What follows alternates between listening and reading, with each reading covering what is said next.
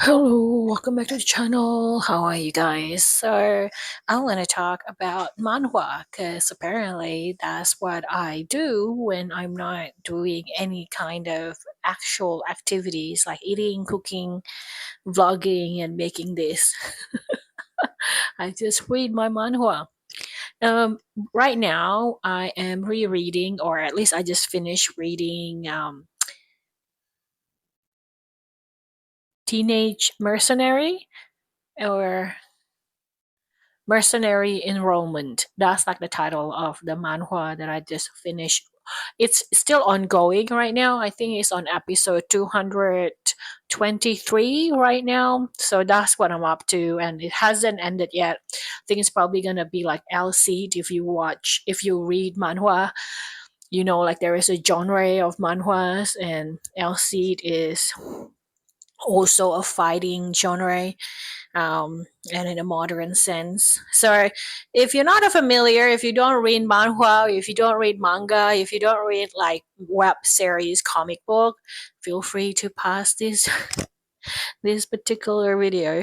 So this is very niche. I am actually thinking of trying to include that more onto my talking chatty vlogs, mainly because I realize it's a huge part of my life and I never really talk about it in details. And I was like complaining to ChatGPT, I don't have anything to talk about.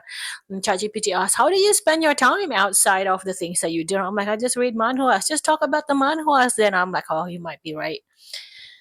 That might be a good thing. And I'm like, because I was complaining I didn't have any special interests. Apparently, I do have special interests, and it has been a special interest ever since I was a kid. So, if you don't know, manhwa is basically like a graphic novels, but Asian one and particularly Korean one. So Chinese one is manhwa, I think, with HUA, while Korean one is manhwa with a W, and Japanese one is manga, so MANGA. So that's how people differentiate which Asian country it comes from usually. But I think like these days we use the word manhwa as a generic term for all like Asian web comic graphic novels. In the past, like when I was growing up, I think a lot of us East Asian kids um, basically read manga mostly because it's black and white and it's a comic book and you can buy them like in bookstores because you don't have internet back then. Anyway, so I want to talk about temporary enrollment. Temporary mercenary. No, not temporary. Mercenary enrollment or teenage mercenary. So it's basically about this kid who got into a car accident. Sorry, not a car accident. This is going bad for my first manhwa series talk. He and his parents got into a plane accident and he was deemed dead with his parents basically, but apparently he didn't. He survived, but he got trafficked and then got into, a child soldier. And after that, he became a mercenary. And then after that, he got found by people from the Korean military. And then by the time he was 18, 19, he was reunited with the only surviving family members, which were his grandfather and his younger sister. His younger sister didn't go with him and his parents when the plane accident happened. And the story started there from the time that he got back into ordinary civilian life, and when he's like trying to fit in with the modern life, with the school life, with having a family, and how it's contradicting his upbringing basically after the plane crash, which was basically filled with a lot of killings.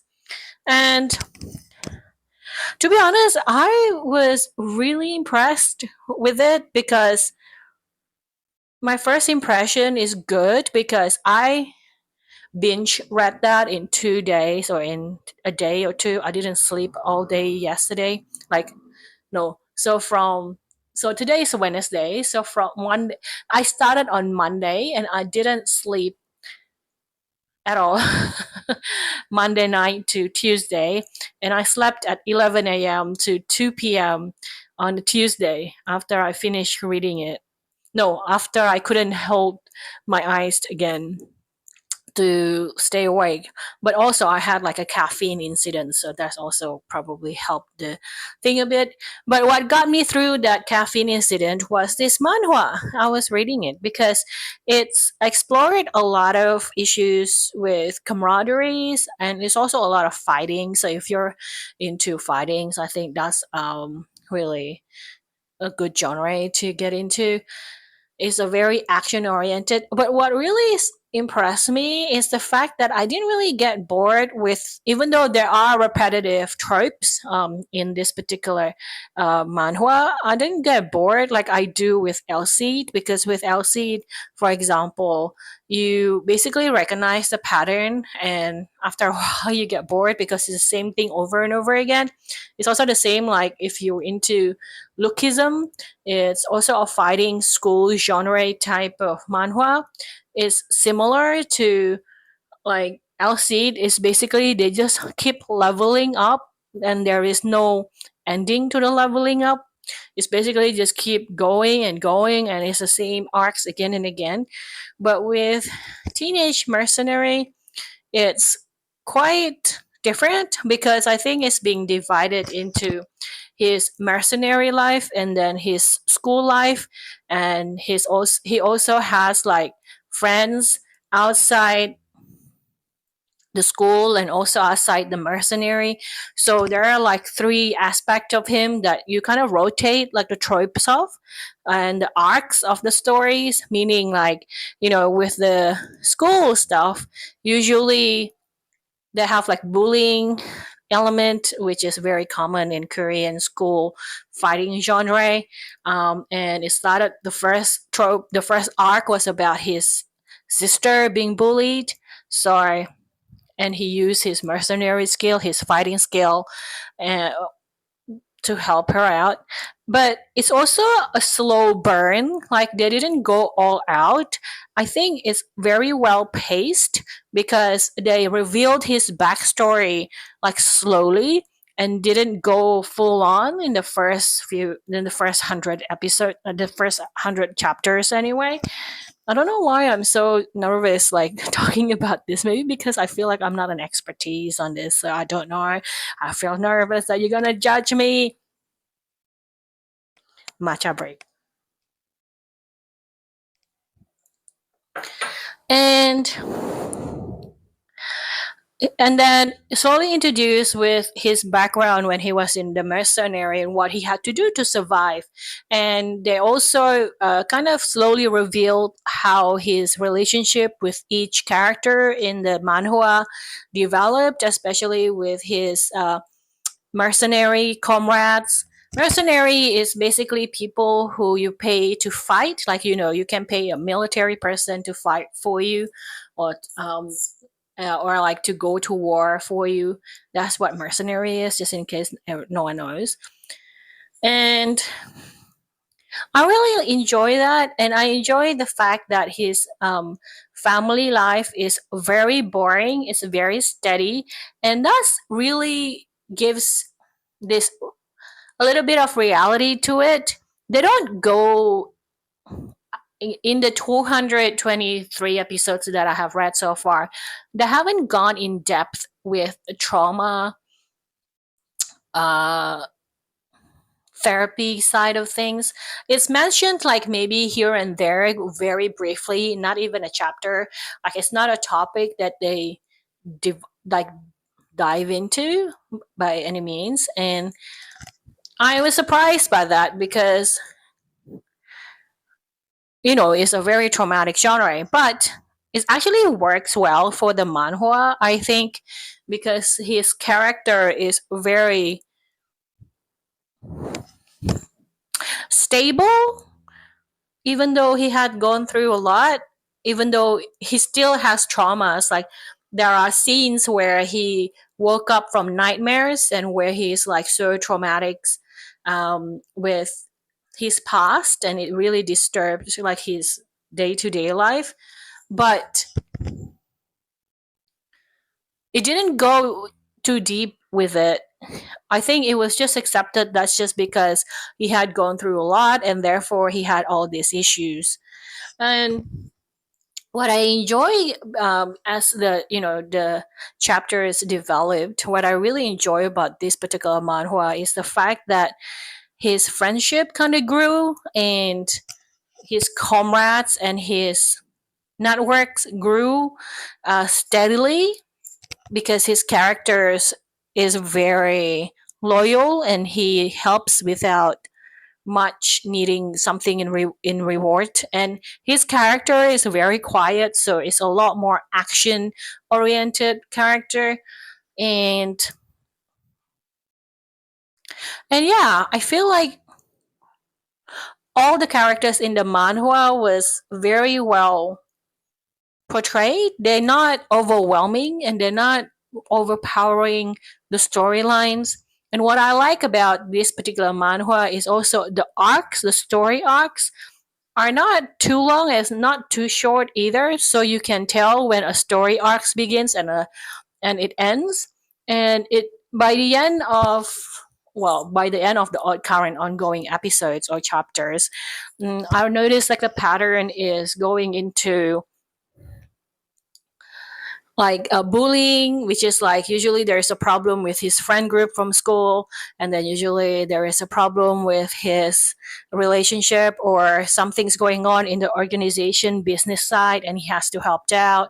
And there's also problems with the old mercenary group that he was a part of, and it's basically him helping out like his groups of people that are in his life. And you just rotate like problems in that group or in the person. And I quite enjoy that, because usually with LC, especially because there's not, you don't really focus on like the people around them so much. Like usually it's like the main character and the tutor, which is what the LC is universe is about basically. Usually like it's only around those two, and it's usually just about fighting and keep getting better and better. But with this, like the main character is the glue of the whole story, but it's not necessarily like the central character for each arcs of the story. And I like that, like they highlight, for example, this family that he used to help when he was still in the mercenary group. And the arc of the story basically telling the background of that particular family and how he came across the main character.